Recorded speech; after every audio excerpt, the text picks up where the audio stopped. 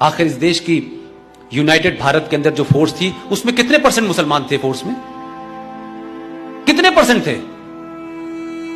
देश बटा तो आर्मी की तो ट्रेनिंग बड़ी हाई ग्राउंड पे होती है, सिविलियन तो चले गए थे, आर्मी क्यों चली गई सिर्फ मुसलमानों की वहां? ऐसा क्यों हुआ भाई? और आप कहते हैं कि हमारे ऊपर यकीन नहीं किया जाता। आपके ऊपर तो इस मुल्क ने इतना यकीन किया कि 4-4 राष्ट्रपति दिए, 1 उपराष्ट्रपति दिया, जजेस दिए। लेकिन एक घटना का जिक्र मैं इसलिए कर रहा हूं, 2 दिसंबर 1989 देश में वीपी सिंह की सरकार थी। उस सरकार ने भारत में पहली बार किसी मुसलमान को गृह मंत्री बनाया। उसने 2 दिसंबर 1989 में शपथ ली। जरा घटनाओं को देखिए आप। I am wrong? पक्का? 2 दिसंबर को शपथ ली, 8 दिसंबर को बेटी गायब हो गई। महबूबा मुफ्ती की बहन रुबैया सईद का किडनैप हो गया। और किसने किया? JKLF ने, जिसका चीफ अब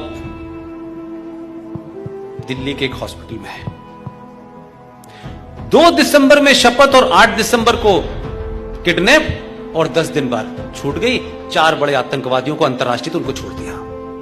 और यह सिलसिला क्या चला कि उसी दौरान में गुलाम नबी आजाद के घर से बच्चा गायब हो गया, वो भी मिल गया, 27 लोगों को छोड़ दिया।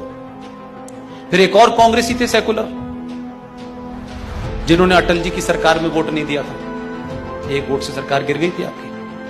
उनके घर भी कोई गायब हो गया, उसको भी छोड़ दिया, 7 आतंकवादी छूट गए।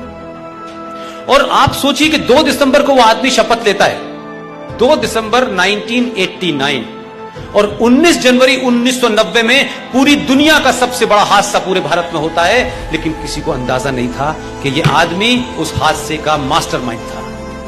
19 जनवरी 1990 को कश्मीर से 5 लाख कश्मीरी हिंदू पंडितों को रेप और मर्डर करके भागने पे मजबूर कर दिया गया, इसी गृह मंत्री से। कोई अखबार उठा के देख लीजिए, वर्नाकुलर मीडिया का भी देख लीजिए, और टेलीविजन को भी देख लीजिए, और अंग्रेजी अखबारों को भी देख लीजिए, किसी ने इसके बारे में लिखा हो। 5 लाख कश्मीरी हिंदू पंडित अपने ही देश में माइग्रेंट बन गए हैं, इसकी चिंता नहीं है।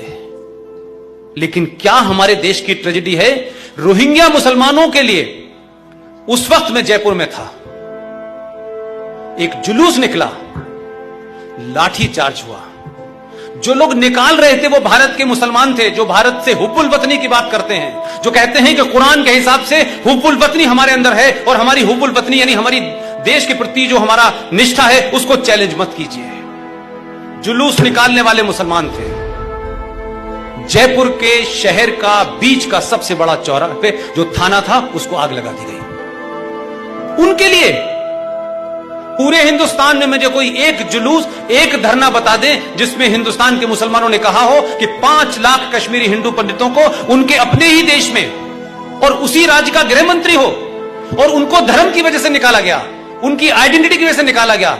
एक कोई मुझे सेमिनार बता दें, मैं अपने शब्द कुतुब मीनार पे खड़े होकर कहूंगा मुझसे गलती हो गई। एक नहीं हुआ, एक कहीं मैंने गंगा जमुना तहजीब नजर नहीं आई, कहीं भाईचारा नहीं, झूठ और मक्कारी के लिए भी किसी ने कोई धरना प्रदर्शन नहीं किया भाई साहब। लेकिन क्या हो रहा है रोहिंग्या के लिए? जिस जम्मू कश्मीर में आर्टिकल 35 होने के कारण जम्मू कश्मीर में भारत का नागरिक न वहां रह सकता है, न जमीन खरीद सकता है, न कारोबार कर सकता है, न उस राज्य की कोई आपको फैसिलिटीज मिल सकती है, न वहां विधानसभा का चुनाव लड़ सकता है, न वोट डाल सकता है। उस जम्मू कश्मीर में 2008 से लेकर 2019 तक 98,000 मुसलमान बर्मा से जो आए थे, उनके पास आधार कार्ड भी है, उनके पास राशन कार्ड भी है। यह खतरा है इस देश के लिए, यह खतरे महत्वपूर्ण है। क्या आपको पता ही नहीं चल रहा कि धीरे धीरे हो क्या गया? हम कहां खड़े थे जब हमने देखा तो इतनी भीड़ है कि अब हम कोशिश कर रहे हैं कि अब इनको एडजस्ट कर लें। तो आप तो 700 साल से एडजस्ट ही कर रहे थे भाई साहब। 700 साल पहले भी आपने इसी आदर्शवाद के चलते ये हालत हो गई कि आप जैसे को चंद गुंडे आए थे, कोई करोड़ों की फौज नहीं आई थी, उन्होंने गुलाम बना के रखा। 700 साल तक आपकी नस्लें दर नस्लें बिगड़ गई, किसी ने सवाल नहीं पूछा। अभी तो 70 साल की कहानी है, हमने 70 साल में भी कुछ नहीं सीखा। लिहाजा इस देश में आंतरिक खतरों में ऐसे खतरे हैं जो शायद आप महसूस नहीं कर पा रहे हैं, लेकिन लगातार है। इस देश में इंटेलेक्चुअल